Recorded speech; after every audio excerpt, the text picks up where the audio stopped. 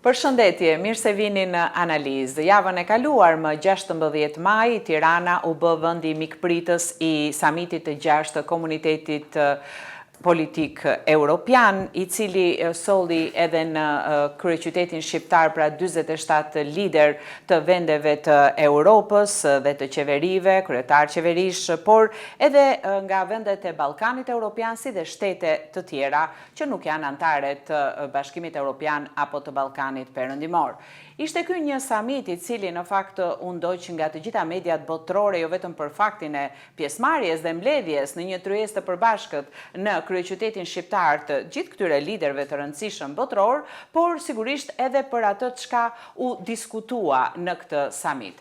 Unë sot kam të ftuar Ilir Aliaj, njohës i proceseve të integrimit europian, i cili do të flas me ne pikërisht për samitin, rëndësinë, domethënien e tij. Ilir, përshëndetje. Kënaqësi. Mirë se vini në analizë. Faleminderit për ftesën. Pra, kemi të bëjmë me një samit i cili për herë të parë zhvillohet në një vend të Ballkanit Perëndimor, është Shqipëria që u bë edhe mikpritëse e samitit të 6 të komunitetit politik europian dhe sipas njoftimit të Këshillit të Europës, ambicia e samitit në këtë edicion të tij është lehtësimi i dialogut, bashkëpunimit ndërmjet liderëve të kontinentit për të adresuar çështje me interes të përbashkët në forcim të sigurisë, stabilitetit dhe prosperitetit e Europës. Si do të bëhet e mundur kjo, ndërkohë që samiti, siç është thënë, nuk është vendimmarrës? Paraprakisht njëherë desha të them që Shqipëria asnjëherë nuk ka qenë më mirë në skenën ndërkombëtare se ç'është sot. Dhe kjo është shumë e rëndësishme për gjithë shqiptarët, pavarësisht kuj besimi apo partie i përkasë. Bindje politike, po. Kjo është shumë e rëndësishme dhe duhet thënë që në momentin e parë. Patjetër. E dyta, duhet ta fillojmë pak mbrapa, duhet të fillojmë me historinë, si lindi ky samit.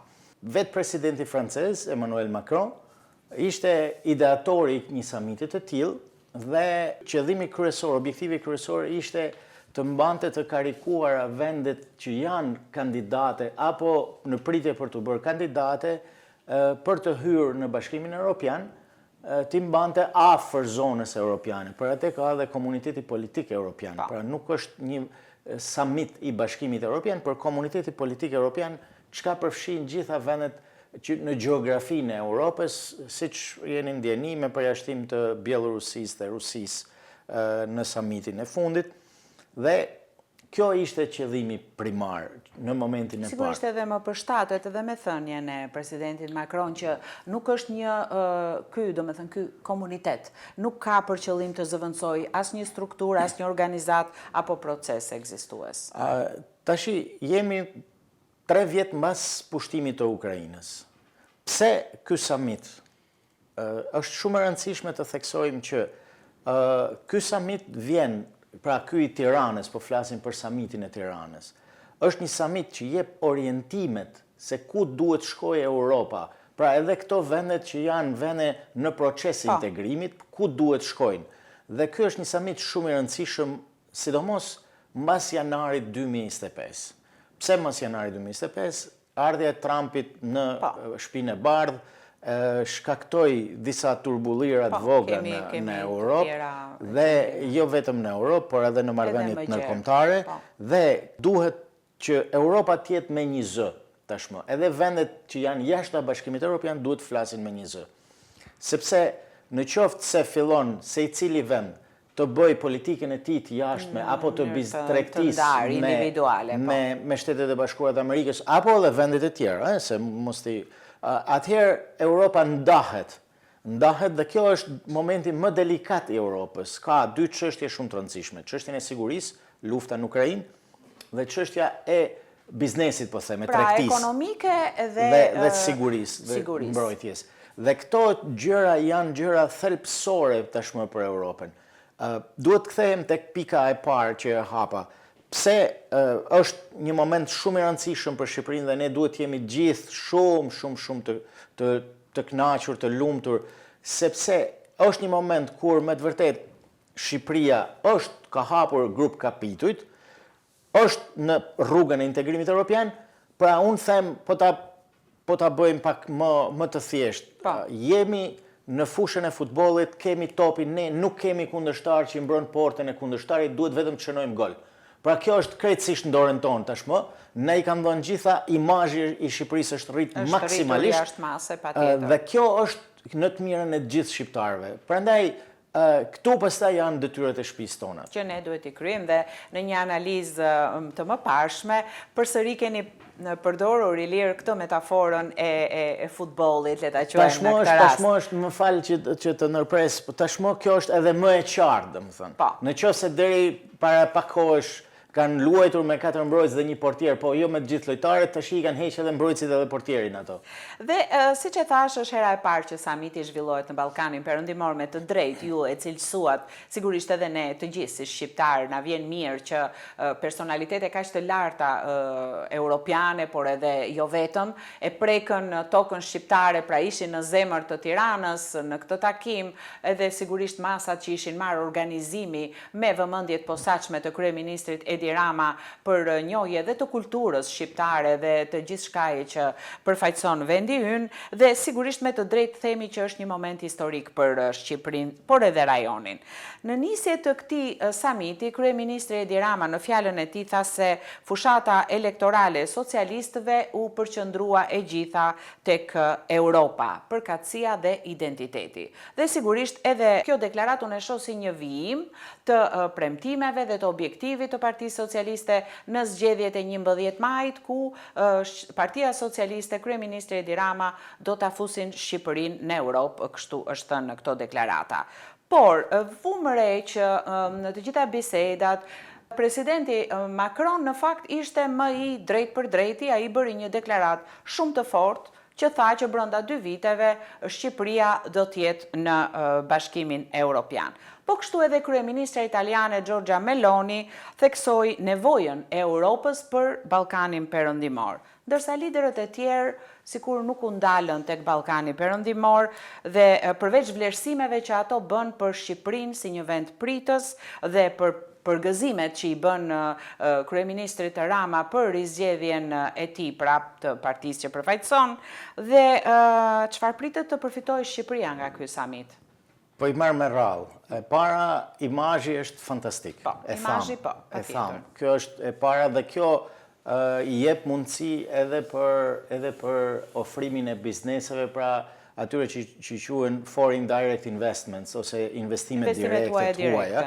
Pra kjo është shumë e rëndësishme. Në fakt është e rëndësishme i lirë sepse po ne kemi qenë si media para le të themi ndoshta një dekadë shumë që kemi patur problem ne si shqiptar imazhin e Shqipërisë në Europë, por jo vetëm. Ne gjithë kemi udhëtuar më përpara dhe ne tani ne jemi pak të prirur të shikojmë momentet negative, ato që na stigmatizojnë, por pastaj nuk e rimarim këtë kur ato momente nuk ekzistojnë më dhe kur vinë momentet pozitive. E marrim si të mirëqen, por nuk është e mirëqen. Ne si qytetarë shqiptare kemi vuajtur këtë stigëm. Ne gjithë kemi udhëtuar jashtë në vendet e Europës dhe e dim se ai polici kur të shëhet menjëherë kur shikonte fillon të bëjë vëmendshëm. Gjitha këto probleme, megjithatë kjo nuk do të thotë që nesër ato policët nuk do na shohin pasaportën. Megjithatë duhet ta pranojmë që imazhi i Shqipërisë tashmë mediat prestigjioze shkruajnë për Shqipërinë, kryesisht për turizmin flas, por Shqipëria po njihet dhe po njihet pjesa e mirë e saj. Sot ishte një shkrim i Mirror, që është një gazetë britanike, e cila jepte Shqipërinë në vendin e 5 në Europë si vendin më të mirë për ekspatët, pra për njerëz që vinë për të punuar në Shqipëri, pra mbas Spanjës, Portugalisë, Francës, pra dhe Holandës, pra është Shqipëria. Dhe kjo është shumë. Edhe për turizmin, edhe... Jo, kjo ishte thjesht vetëm për ekspatët. Për të jetuar në Shqipëri për një periudhë kohe, të gjithë ata që punojnë smart working. Ky ishte pra përfitimi i parë. Përfitimi i dytë është vazhdon të jetë shpejtësia në procesin e integrimit. Çfarë do të thotë kjo? Vjet në tetor, presidentja e Komisionit Evropian Ursula von der Leyen tha, do t'i hapim Shqipërisë gjitha grup kapitut deri në 2025. Pikpyetja madhe e Shqipërisë është, a do i mbyllim? Se për t'i hapur? Sepse edhe Antonio Costa, presidenti i Këshillit Ministrave, tha që Shqipëria mund të hyjë më shpejt, por ka dy kushte kryesore, lufta ndaj krimit organizuar dhe korrupsioni. Dhe këto janë pikpyetjet e mëdha. A do i mbyllim sepse ne bashku në këtë studio e kemi diskutuar që grup kapitulli i parë është hapi i pari, por do mbyllet i fundit. Dhe ky është problemi ynë më i madh. Problemi ynë më i madh është tek vazhdimi i reformës në drejtësi, po ka vazhduar deri tani është duke ecur mirë, vazhdimi i reformës në drejtësi, prokurimet publike, statistikat, reforma në administratën publike. Dhe janë pika shumë të rëndësishme. Shqipëria s'ka pas asnjëherë problem me grup kapitullin e dytë, për shembull, që janë marrëdhëniet ndërkombëtare të Shqipërisë dhe me fqinjtë. Nuk ka pas asnjëherë problem në 35 vite, biles në gjitha progres raportet e Bashkimit Evropian thuhet që Shqipëria vazhdon traditën e saj të mirë në marrëdhëniet e mira me fqinjet dhe në marrëdhëniet ndërkombëtare, duke ndjekur linjat e saj, sepse 86% e shqiptarëve, është sondazhi i fundit, 86% e shqiptarëve duan që Shqipëria të integrohet në Bashkimin Evropian. Pra, kjo është linja që duan gjithë shqiptarët, pa dallim edhe një herë partijak. Po patjetër, është një... Jemi pro-europianist dhe sigurisht europianist jemi, por duam edhe të jemi pjesë e kësaj strukture. Gjitha kjo, që do të thotë? Ne si popull i pranojmë edhe reformat, por reformat kanë kosto. Patjetër. Dhe këtë kosto, pra ne jemi të gatshëm ta pranojmë vetëm që të hyjmë në Bashkimin Evropian. Por nuk është e njëjta në Serbi, që është një shtet i rëndësishëm i rajonit tonë. Nuk është e njëjta në Serbi, sepse janë vetëm 20% e qytetarëve serb pranojnë që të hyjnë në Bashkimin Evropian. Pjesa tjetër duan të kenë lidhje të tjera. Pra, këto duhet i kemi shumë mirë parasysh. Pra, janë gjëra që në momentin e parë ne nuk na bëjnë shumë përshtypje, sepse ne jemi mësuar, ne bisedojmë me njëri tjetrin, komunikojmë, shkruajmë dhe jemi e dim këtë. Por çështja është që këtë gjë duhet t'ia themi edhe tjerëve. Dhe pika tjetër e rëndësishme është, e përmenda pak e ceka pak në momentin e parë, është reformat. Pra, populli shqiptar, qytetarët e Shqipërisë i pranojnë reformat, a janë të gatshëm politik bërësit të i bëjnë reformat. Dhe kjo është pikpyetja e madhe. Por, nga ana tjetër, ne e thamë që jemi, siç e cilësua dhe juve, 86% e shqiptarëve, pra janë pro dhe ne gjithmonë e kemi thënë këtë gjë, ne kemi thënë edhe në fillim të viteve 90 e duam Shqipërinë si gjithë Europa, por Bashkimi Evropian, i cili në këto momente edhe ai vetë po reformohet, sa na do neve? Duhet kthehemi edhe një herë mbrapa. Në 2014 Shqipëria mori statusin e vendit kandidat. Kishim bërë aplikimin në 2009, ne morëm 2014, në tetor 2014, dhe me njëherë politika jonë me drejt kërkoi që të filloj hapin e negociatave. Nuk u hapën negociatat, arsyeja ishte votimi në Parlamenti reformës drejtësisë. 140 vota pro reformës në drejtësi në Parlamentin e Shqipërisë. Vitet me radhë, gjitha ne shohim që Bashkimi Evropian ka nxjerrë një kleçk, po them, për mos e lënë Shqipërinë që të fillojë negociatat. Ishte vetëm korriku i 2022-shit, pra masi kishte filluar lufta në Ukrainë, momenti kur ne na u hapën negociatat. Duhet ta themi, sepse duhet i themi gjërat. Qytetarët shqiptar duhet i dinë gjërat. Integrimi nuk është për Brukselin, ne nuk po bëjmë gjë për Brukselin. Ne po e bëjmë për veten tonë. Prandaj, a i plotësonim kushtet për të hapur negociatat? Përsëri një pikpyetje e madhe. Megjithatë u hapën negociatat. U hapën edhe grup kapitullit të parë, pra vjet në tetor është hapur edhe grup kapitulli i parë, pastaj në dhjetor, pastaj kishim para një muaji të pak kishim grup kapitullin e tretë, do hapen deri në fund vitit edhe grup kapitullit e tjerë. Gjithë forcat e shqiptarëve duhet t'jenë pa dallim politik, duhet t'jenë, dhe këtu duhet t'jetë menaxheri, duhet t'jetë qeveria, duhet t'jenë për këtë proces. Për këtë proces gjithë bashku duhet ndihmojmë që t'integrohemi. Pastaj ajo çështja e politikës është një diçka e brendshme dhe duhet lehet në dorë të fundit. A na do Europa ne? Sigurisht që na do Europa ne, sepse janë momentet kur Europa ka nevojë shumë për zgjerim dhe për të marrë antar të ri, e gjithë rajoni i Ballkanit Perëndimor është më pak se 18 milion banor. Po. Rumania është 25 milion banor. Pra, po ta shikojmë nga pikpamja demografike, ne jemi shumë të vegjël. Por çështja qëndron tek rëndësia strategjike e këtij rajonit, sepse është një rrugë shumë e rëndësishme kryqëzimesh që vijnë nga lindja, nga juglindja, nga gjitha anet për të kaluar në Europë. Dhe po ta mbyllim këtë, është quajtur më përpara vrimë zezë, para viteve deri në vitet 2005, kështu është quajtur Ballkani në kancelarit europiane. Po ta mbyllim këtë vrimë të zezë, atëherë e kontrollojmë ne dhe e kemi ne në kontroll pra. Ndërsa tani është kjo, prandaj kjo është dëshira e madhe e Bashkimit Evropian për të na pasur brenda. Dhe kjo do bëj pastaj, po themi, xheloz edhe vendet fqinje. Nëse hyn Shqipëria, mund të hyjë edhe Mali i Zi, varësi të zhvillimeve të brendshme atje.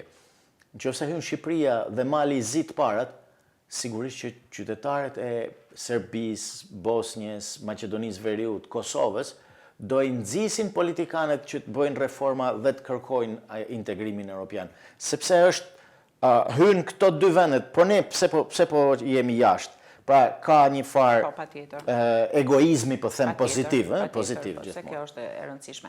Tani, gjatë sigurisht nuk mund të shkëputet ky samit i komunitetit politik europian nga situata aktuale. Dhe sigurisht ne pam edhe se si u komunikua me telefon nga disa nga liderët pjesëmarrës me presidentin Trump, edhe dihet që Ukraina, por jo vetëm Ukraina, presidenti turk Erdogan ngriti fuqishëm edhe çështjen e gazës, çështjen humanitare në Gaza dhe gjithashtu edhe bashkëpunimin në fushën e tregtisë, të emigracionit, në fushën e energjisë. Këto shkëmbime të liderëve europian dhe jo vetëm në samitin e Tiranës, mendoni se do të ndikojnë edhe në adresimin e çështjeve të rëndësishme me të cilat po përballet vetë Bashkimi Evropian, Europa në përgjithësi?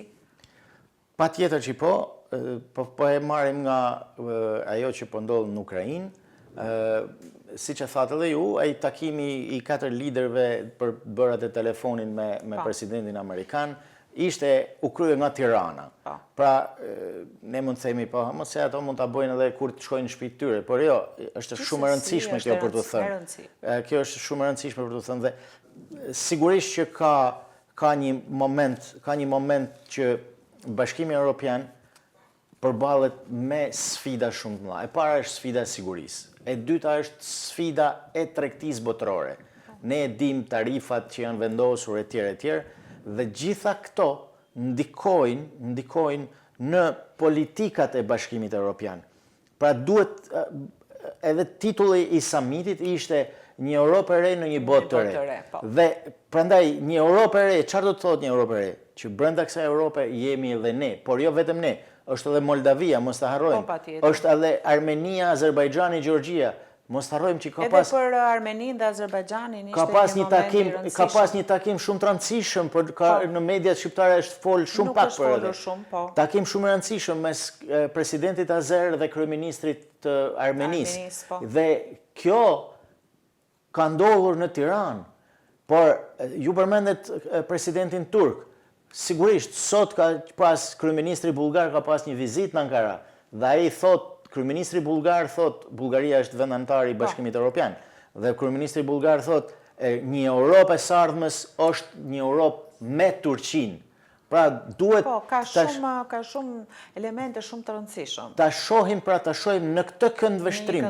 Plus pastaj pjesëmarrja dhe e presidentit Ukrainës Volodymyr Zelensky ishte dhe ajo me një rëndësi të posaçme sepse këta krerë shtetesh edhe qeveri shumë mlodhen pikërisht në Tiranë, sigurisht ajo që thatë dhe ju nuk është se nuk kishin mundësira, qoftë nëpërmjet telefonatave etj, por me sa duket edhe ata vete përjetuan në këtë mënyrë takimin fizik dhe takimin me prani në Tiranë. Kjo ka të bëjë edhe me një çështje tjetër shumë të rëndësishme. Tashmë Shqipëria, Tirana, është një vend i sigurt për Bashkimin Evropian. Pra, për Bashkimin Evropian, por edhe për NATO-n, se kishim sekretarin e përgjithshëm Mark Rutte. Pra, është një vend i sigurisë lartë, pra, ku ato i lejojnë vetes për të bërë diskutime të tilla. Dhe kjo është shumë e rëndësishme për ne. Kjo është shumë e rëndësishme dhe pastaj vinë përfitimet e tjera, siç është investimet e huaja apo patjetër, sepse ishte një pakete plot samiti, aty pati dhe diskutime dhe për investimet dhe për investitorët e huaj. Ilir, unë të falenderoj për gjitha opinionet që ndave në analizë për këtë ngjarje me rëndësi të madhe, historike për Shqipërinë, por jo vetëm për Shqipërinë, për Ballkanin Perëndimor dhe për Europën në tërësi. Faleminderit kënaqësia ime. Të dashur miq, që këtu ne po ndahemi, kemi diskutuar në analizë me Ilir Aliajin për samitin politik europian që u zhvillua së fundmi në Tiranë dhe për ato çështje të rëndësishme që samiti adresoi për Shqipërinë, për Ballkanin Perëndimor, por nga ana tjetër edhe për rëndësinë që pati pra për vetë Bashkimin Evropian dhe më gjerë ky samit. Ju falenderoj që qëndruat me analizë. Miru takofshim.